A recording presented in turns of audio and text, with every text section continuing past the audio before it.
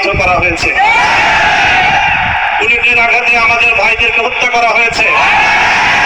আমরা যখন আমাদের সন্তানদের লাশ এবং তাদের সেই মরদেহকে সামনে রেখে আমরা যখন আমাদের ন্যূনতম প্রতিবাদটুকু উচ্চারণ করতে গিয়েছি, তখন আমাদেরকে কারারুদ্ধ করা হয়েছে,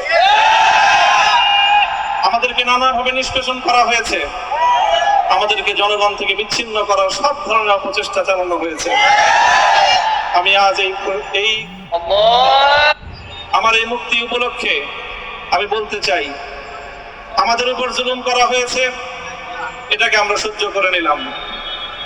আমাদের ভাইদেরকে হত্যা করা হয়েছে, সেটাও সহ্য করে নিলাম।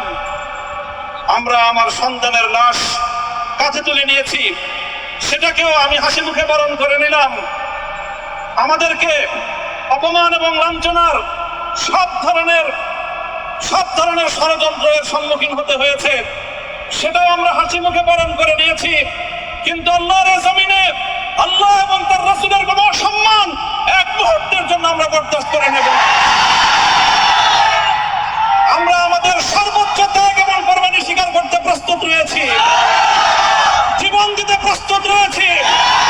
আল্লাহর জমিনে আল্লাহর দ্বীনের ঝান্ডা সমুন্নত করেই আমাদের যাত্রা থামবে ইনশাআল্লাহ। হয়তো শাহাদাত, নয়তো খেলাফত ইনশাআল্লাহ।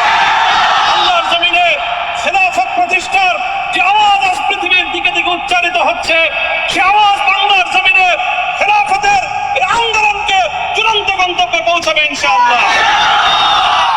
বাংলাদেশের আলেম সমাজ, হেফাজতে ইসলাম বাংলাদেশ